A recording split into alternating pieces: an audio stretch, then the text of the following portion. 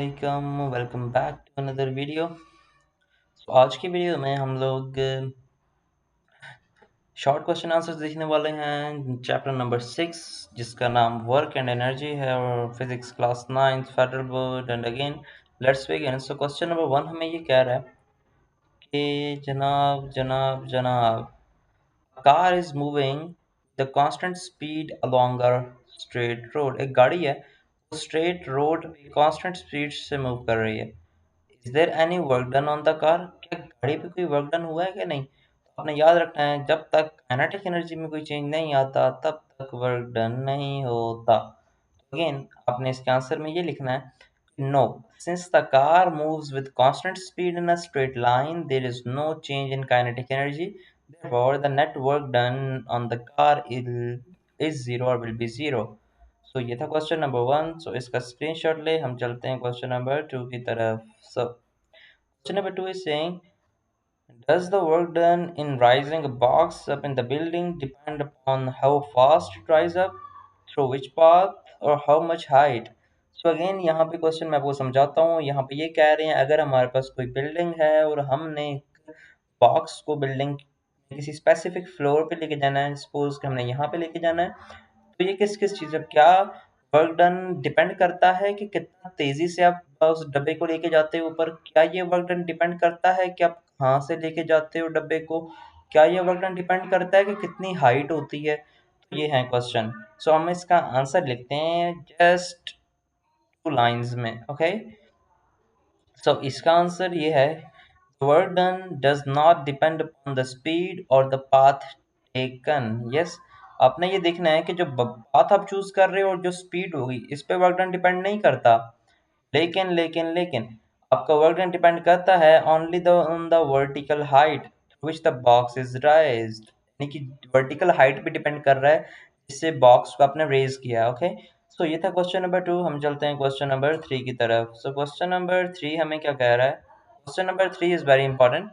Question number 3 ये कह रहा है work done on the body either speed it up और slow it down. Work done से स्पीड अप स्पीड जो होती है अप होती है या फिर slow it down, keeping in mind explain how much work is done by centripetal force on an orbital satellite. देखिए centripetal force basically tension provide कर रही है, ये समझें आप, और इसका जो है ऑर्बिट आप ये समझ लें। ठीक है, यानी कि हमारे पास सैटेलाइट जो है वो ऐसे वेलोसिटी जा रही है। लाइक आप यहाँ से थोड़ी मार्किंग में इशू हो रहा है तो मैं इसको पेन में कन्वर्ट कर लेता हूँ जिससे आपको इजीली समझ आएगा। अगेन ये देखें यहाँ से आपका है ऐसे और ये इस तरह। ठीक है, तो आपको वर्क डन का फार्मूला पता है, W is equals to F जो कि फोर्स है, d cos of sorry cos of theta. अब देखें कॉस थीटा जीरो कब होता है? जब एंगल 90 डिग्री का हो। ठीक हो गया, कॉस थीटा जीरो कब होता है? जब एंगल 90 डिग्री का हो। तो यहाँ पे देखें ना एंगल क्या बन रहा है, 90 डिग्री बन रहा है, तो यहाँ पे वर्क डन होगा? भाई कोई वर्क डन नहीं होगा, वर्क डन जीरो हो जाएगा। Zero anything multiply with zero will become zero. क्यों zero? Theta is 90 degree, that's why और work done will be zero. Okay, तो आपने यहाँ पे ये लिखना है, मैं आपको रीड करके सुना देता हूँ एक दफा। The centripetal force does no work on an orbiting satellite, is it acts perpendicular to the direction of motion, so the satellite's speed remains constant. So ये था क्वेश्चन नंबर 3। हम चलते हैं क्वेश्चन नंबर 4 की तरफ। So question number 4 is also very important. Question number 4 ये कह रहा है कि कार has kinetic energy के E, you are just wrote it as E, आप इसको E लिख सकते हैं। You just simply can write this one as E as here mentioned. By which factor would it kinetic energy change if the velocity is doubled? तो आपने याद रखना है कि जब वो कह रहा है कि जब वेलोसिटी को डबल कर दें यानी v की जगह 2v लिख दें तो इसकी काइनेटिक एनर्जी में क्या फर्क पड़ता है। तो ये पिक्चर को आप देखें, एक तो काइनेटिक एनर्जी का फार्मूला होता है 1/2mv²। ठीक हो गया, लेकिन हमें ये पता है कि काइनेटिक एनर्जी को उसने क्या कि 2v कर दो। क्यों? उसने यहाँ पे क्या दिया कि डबल कर दो। तो यहाँ पे हम आएंगे 1/2 एज इट इज, एम भी उसी तरह लिखेंगे और v की जगह 2v लिख देंगे और ऊपर का स्क्वायर ऐसे ही रख देंगे। 2 का स्क्वायर जब होता है वो होता है 4, देखें, टू का स्क्वायर क्या होता है, ये टू है, ये टू है, टू का स्क्वायर क्या होगा, टू का स्क्वायर आपके पास आ गया फोर, टू का स्क्वायर फोर आ गया, और वी का स्क्वायर वी स्क्वायर, ठीक है। One by two m four v square, four यहाँ से बाहर निकालो आप, फोर बाहर आ गया, अंदर क्या बच गया, one by two M V square, और one by two M V square तो काइनेटिक एनर्जी के बराबर होता है, क्योंकि है मेरे पास, सॉरी, फोर को बाहर ही है, फोर बाहर ही है, तो बेसिकली आपके पास ये रही ई वन, तो इसकी जगह आपने ई वन लगा दिया। अब मुझे बताओ कि काइनेटिक एनर्जी क्या हो गई, काइनेटिक एनर्जी चार गुना बढ़ नहीं गई, यानी कि वेलोसिटी अगर आप दो गुना बढ़ाओगे तो काइनेटिक एनर्जी चार गुना बढ़ जाएगी। तो आपने क्वेश्चन में ये रिलेशन लिखना है और आपको पूरे नंबर मिल जाएंगे जी। ये रिलेशन लिखने के बाद आप so the factor is four and energy is four time greater, ये आप कुछ चीज़ें लिख सकते हैं। सो ये था question number four, that was very important. So हम चलते हैं क्वेश्चन नंबर फाइव की तरफ। सो क्वेश्चन नंबर फाइव ये कह रहा है, a bullet is fired from gun, gun से बुलेट फायर की गई है जो कि सैंड वॉल में इजीली पेनिट्रेट की है सैंड वॉल में और रुक गई है, स्टॉप हो गई है, ठीक है। तो उसकी काइनेटिक एनर्जी कहाँ पे यूज हुई है, ठीक हो गया। तो आपने इसका ये मे बी फिगर है, इस वजह से आपको तीन से चार लाइंस लग रही हैं, बहरहाल ये दो लाइंस ही हैं, तो इसको रीड आउट कर लें। The bullets kinetic energy is converted into heat, sound and work done in penetrating the sand. Obviously बात है, जैसी बुलेट लगी होगी तो उसमें हीट एनर्जी भी होगी, आवाज भी आई होगी, और वर्क डन उसने किया होगा अगेंस्ट द सैंड, उसकी एनर्जी इसमें कन्वर्ट होगी, इस वजह से वो रुक गई, ठीक है, काइनेटिक एनर्जी कन्वर्ट होगी उसकी। Some energy also causes deformation of the bullet in the sand, thus the energy transform not destroyed.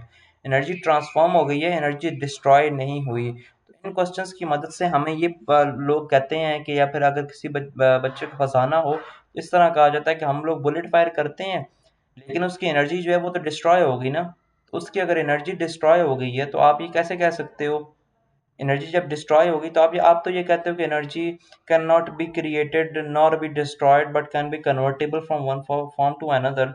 So how is it possible कि आप एक एनर्जी को एक फॉर्म से दूसरी फॉर्म में कन्वर्ट कर रहे हो, ट्रांसफॉर्म कर रहे हो, तो ट्रांसफॉर्म होनी चाहिए ना, इस केस में तो डिस्ट्रॉय हो रही है।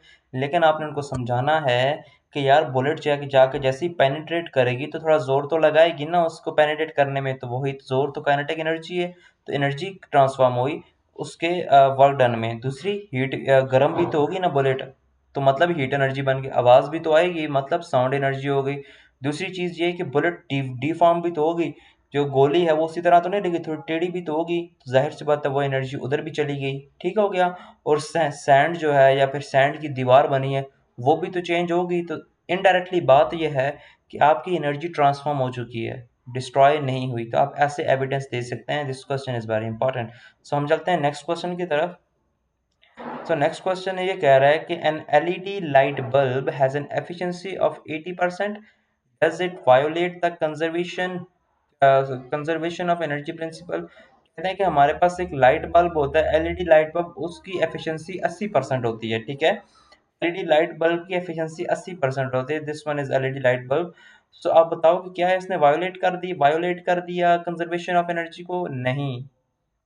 क्यों वायोलेट नहीं किया, तो अगर इसकी 100% होती ना फिर हम कुछ कह सकते थे, क्योंकि 80% है और 20% इसमें हीट लॉस है, ये गर्म भी होता है, ये तो आपका यान बहुत ही कम एफिशिएंट है।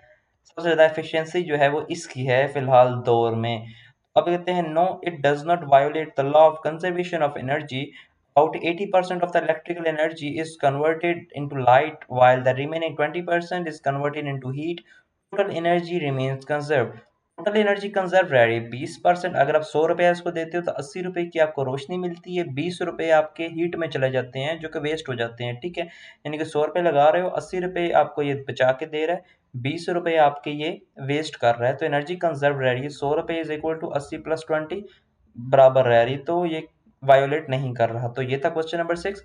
हम चलते हैं क्वेश्चन नंबर सेवन की तरफ। सो क्वेश्चन नंबर सेवन कह रहा है, how does using renewable energy sources reduce environmental impact compared to non-renewable sources? So answer will be renewable energy sources produce less pollution and fewer greenhouse gases. They are naturally replenished and reduce the use of fossil fuels. This helps protect the environment.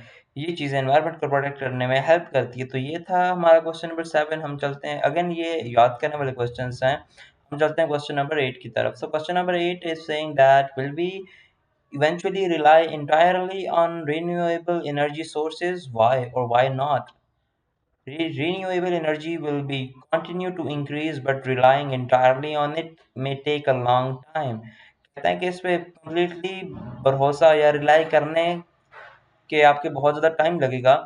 Some renewable sources depend upon weather and need better storage system. Therefore, a combination of energy sources may still be needed. आपको combination चाहिए, आपको renewable और non renewable का combination चाहिए।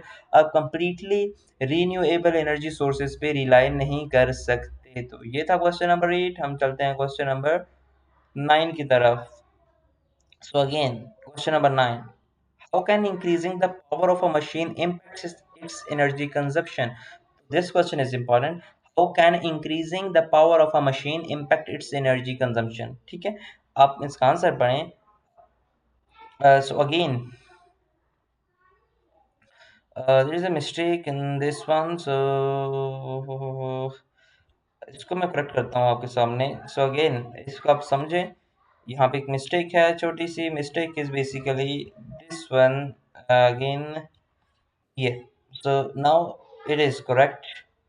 सो again, how can in increasing the power of a machine impact energy consumption. तो a powerful machine जो होती है वो ज़्यादा तेज़ी से काम करती है, वर्क ज़्यादा तेज़ करती है। If it runs for same amount of time, it uses more energy because energy is equals directly related with time. Okay, तो हाई पावर जनरेट होगी मीन्स हाई एनर्जी कंजप्शन। ठीक हो गया। इसका मतलब है इंक्रीजिंग द पावर बढ़ाने का मतलब है कि एनर्जी कंजम्पशन भी हाई होगी। ज़ाहिर सी बात है, जितनी पावरफुल गाड़ी होगी उतनी एनर्जी कंजम्पशन ज़्यादा होगी। इसकी एक मिसाल के तौर पे आपके पास अगर CD70 मोटरसाइकिल है, आप उसमें अगर 100 रुपए का पेट्रोल डलाते हैं तो आप कम ज़्यादा जगह ट्रैवल कर सकते हैं एज़ कम्पेयर टू अगर आप 125 ले लें, उसमें 100 रुपए का डलवाएं।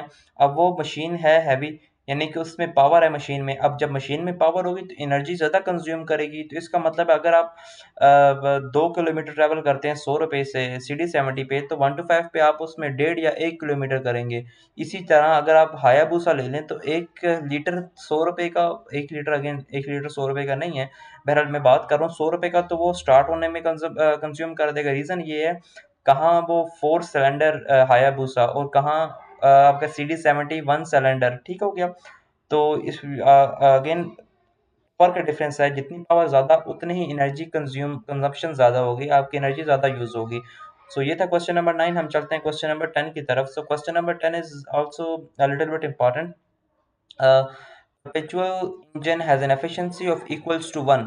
देखें, इसकी एफिशिएंसी 1 का मतलब है 100% एफिशिएंट है ये। ठीक है, अब 1 की परसेंटेज निकालें, आपको 100 मिलेगा। ठीक हो गया। Why will it not work, ये काम क्यों नहीं करता? ये कह रहे हैं अगर उसकी एफिशिएंसी 1 है तो ये काम क्यों नहीं करता। आपको ये याद रखना पड़ेगा कि जो कोई भी इंजन है, कोई भी मशीन है, वो काम नहीं करेगा क्योंकि रियल टाइम में किसी भी मशीन की एफिशिएंसी 100% नहीं हो सकती। Some energy is also lost as a heat due to friction and other factors. This is against the law of thermodynamics। Dynamics के लॉ के खिलाफ है, इस वजह से ये यूज नहीं हो सकता। तो जज़ाकल्लाह।